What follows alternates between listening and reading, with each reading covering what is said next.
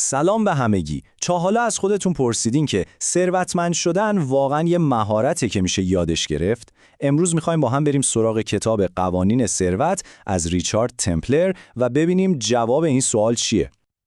خب بذارید با یه سوال خیلی اساسی شروع کنیم. به نظرتون ثروت یه چیز شانسیه، یه جور بخت‌آزماییه یا نه یه سیستمه که هر کسی میتونه یاد بگیره و دنبالش کنه؟ کتاب خیلی قاطع به این سوال جواب میده. ثروت‌سازی اصلاً شانسی نیست، یه مهارته. و نکته جالبش اینجاست که همه چیز از ذهن و باورهای شما شروع میشه، نه از حساب بانکیتون. این یه تغییر دیدگاه اساسیه.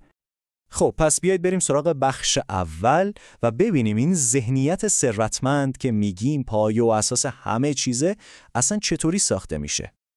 اولین قدم عملی اینه که گفتگوی درونیتون رو عوض کنید. ببینید، به جای اینکه همیشه بگید من نمیتونم و توی بن‌بست گیر کنید، از خودتون بپرسید چطوری میتونم. همین سوال ساده ذهن شما رو از حالت محدودیت در میاره و میبره به سمت پیدا کردن راه حل. یه قدم حیاتی دیگه اینه که اصلا برای خودتون مشخص کنید ثروت یعنی چی. میدونید تا وقتی ندونید مقصد کجاست، هر مسیری رو برید اشتباهه. ثروت برای شما یعنی چی؟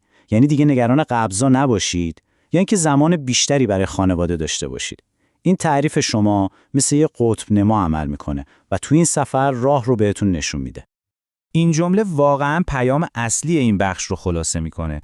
وضعیت مالی الان شما یه جورایی آینه تمام نمای باورهای شماست.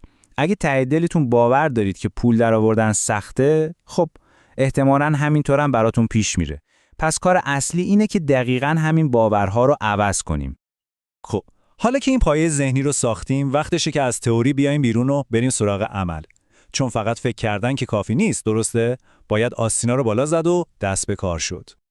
تمپلر برای شروع یه فرایند 3 مرحله‌ای خیلی شفاف رو پیشنهاد میده. اول از همه تحلیل. یعنی چی؟ یعنی دقیقاً بدونید الان کجای کار هستید.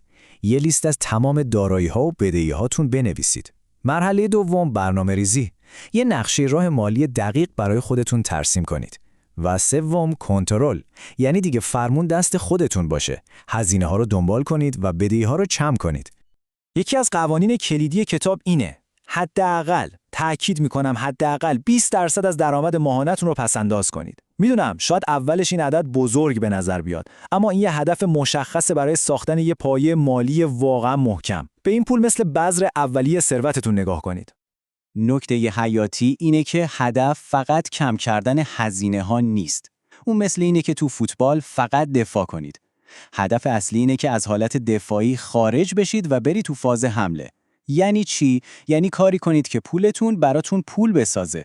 پول شما باید کارمند شما باشه، نه اینکه شما تا آخر عمر کارمند پول بمونید. خیلی خوب. تا اینجا کنترل مالی رو به دست گرفتیم. حالا وارد بخش سوم میشیم. رشد استراتژیک و البته محافظت بلند مدت. چون ببینید ساختن ثروت یه طرفه، نگه داشتنش یه مهارت کاملا جداست. برای رشد ثروت باید خودتون فعالانه فرصت‌های جدید بسازید. فقط به حقوقتون اکتفا نکنید.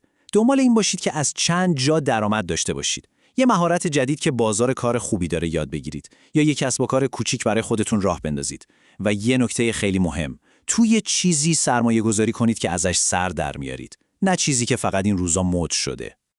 اینم از استراتژی دفاعی شما. ثروتی که به دست آوردید باید مثل یک قلعه محکم در برابر ریسک‌ها و اتفاقای پیش‌بینی نشده باشه. همیشه اون نوشته‌های ریز قراردادها رو بخونید، برای آینده‌تون برنامه داشته باشید و اینم یادتون نره که یه جنس با کیفیت در بلند مدت خیلی ارزان‌تر از یه جنس بی کیفیت باتون در میاد. و این یه عدد مشخص برای اون تور ایمنی شماست. ببینید، این صندوق اضطراری قرار نیست شما رو ثروتمند کنه. نه، کارش اینه که مطمئن بشه یه اتفاق ناگهانی، مثلا خدای نکرده از دست دادن شغل یا یه هزینه پزشکی سنگین، کل برنامه‌ریزی مالی شما رو به هم نمیریزه و از مسیر خارجتون نمیکنه. و بالاخره میرسیم به بخش آخر، جایی که به یه معنای عمیق‌تر از ثروت نگاه میکنیم، چیزی فراتر از فقط پول و منفعت شخصی. یه جمله کلیدی هست که میگه ثروت زمانی کامل میشه که برای خودتون و دیگران ارزش خلق کنه. یعنی چی؟ یعنی کامیابی واقعی وقتیه که شما یه تأثیر مثبت روی دنیای اطرافتون میذارید. ثروتی که فقط برای خود آدم باشه یه جورایی ناقصه. این به اشتراک گذاشتن هم میکنه شکل‌های مختلفی داشته باشه ها. لازم نیست حتما یه کار خیلی بزرگ باشه. میتونه کمک مالی به یه هدفی باشه که بهش باور دارید. یا حتی مهمتر از اون، آموزش مدیریت مالی به خانواده و نسل بعد. این کار نه تنها به بقیه کمک میکنه، بلکه به ثروت خودتونم معنا و هدف میده. خب همینطور که به آخر این بحث میرسیم، اگه بخوام یه پیام اصلی رو بگم اینه: فقط شروع کنید. اصلا مهم نیست چقدر کوچیک. از خودتون بپرسید با توجه به چیزایی که امروز با هم مرور کردیم، اولین قدمی که همین امروز میتونم بردارم چیه؟ شاید فقط نوشتن اهدافتون روی یه تیکه کاغذه، یا شاید باز کردن یه حساب پسنداز. یادتون باشه مهمترین قدم همیشه همون قدم اوله.